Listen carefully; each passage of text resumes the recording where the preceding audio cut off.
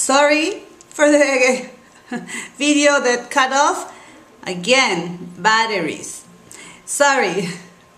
I don't know what happens, but these batteries are not, taking along to use. I don't know why. Well, okay. Número 3. Mi esposo siempre está ahí para mí. Número 4. Necesito un vestido nuevo para el fin de semana. Número 5. Para mí es importante aprender español. Número 6. Mis padres van a venir para Navidad. Número 7. La escoba es para barrer. Número 8. La estufa es para cocinar. Número 9. La lavadora es para lavar ropa. Número 10. Son 10 para las 2. Okay? Great. Now you're wondering why I am not explaining por and para. And I decided that you practice por and para in sentences. Because if we spend too much time in explaining when to use por and when to use para, you're gonna get more confused. Now, I want you to start using them. Practice these sentences so you don't have to think when you're gonna use them, but you just use them. Yeah? When you get used to unconsciously to when to use it, you won't even have to think if this is correct or no. All right? It will just sound right. Yeah? Now, just a key for you to remember is that para is the easiest one. Okay? And para is a destination. Yeah? A destination from me to you. De mí para ti. Yeah? For example, es un regalo para ti. Es un regalo para mí. Yeah?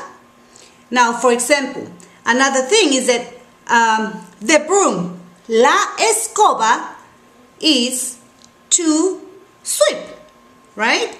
Well, in Spanish, we say para. The broom is for sweep. Yeah? So we use para. La escoba, the broom, es para barrer. Yeah? El lápiz, the pencil, el lápiz es para escribir. Yeah? A destination or a purpose. Okay? One more key is, for example, para mí es importante aprender español. For me, para mí es importante aprender español. ¿Sí? ¿Y para ti es importante? Yeah? Okay. What else? Okay. One more key is that when we talk about time, yeah? For example, we use para, yeah? For example, what time is it? ¿Qué hora es? Son 10 para las 2. Yeah? It's 10 to 2. Yeah? Or 10 before 2. However you say it in English. In Spanish, we say son 10 para las 2. Okay? We use para.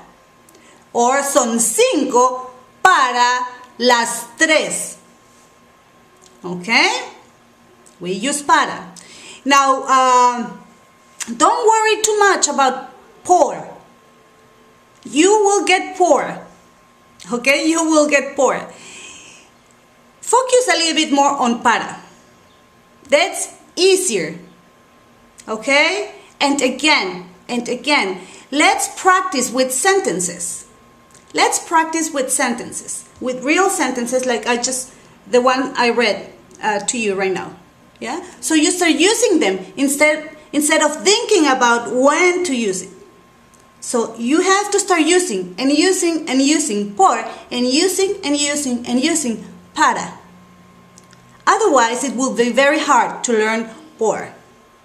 If you don't understand the material, don't worry. I know it's hard. Yeah? Por is very confusing. Don't worry.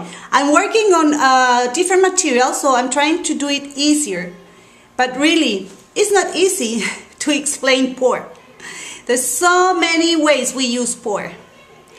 But again, if you can understand para, then you won't have a problem with por. Okay? And again, that's the way we're gonna work with por and para. By practicing them. Practicing and practicing and practicing. Okay? You'll see that is much easier. Alright, girls? Well, one more thing you see in the sheet I'm sending you is that a list of exercises for the direct pronouns. Now, those you're gonna practice them. I am sending them to you so you can practice them. You read them out loud, and read them out loud, and read them out loud. All right. And one more suggestion to you is don't translate unless it's really necessary. But everything or most of the words that I'm using, you know them already. So the way you're gonna do it is read it in Spanish and try to understand word by word in Spanish. For example, compré, that's a verb, comprar, right? Compré la fruta en el mercado orgánico. Yeah? Compré. If you understand compré, you will understand the rest. Okay? Alright? Unless you have questions, it's okay. It's okay to have questions, so write them. Okay? Maybe there are some words you never saw before, you never practiced before, which is okay, I know. But what I mean is the meaning. I want you to start understanding in Spanish when you read. Okay? Try not to translate. Try not to translate unless it's really necessary. If you read slow, understanding the words in Spanish, you will understand the full meaning of the sentence. Okay? But that comes with practice, so don't worry if you cannot do it the first time. Just with practice you will master it. With practice you will read in Spanish and think in Spanish. Alright? Muy bien, chicas. Entonces, nos vemos en el próximo video. Adiós.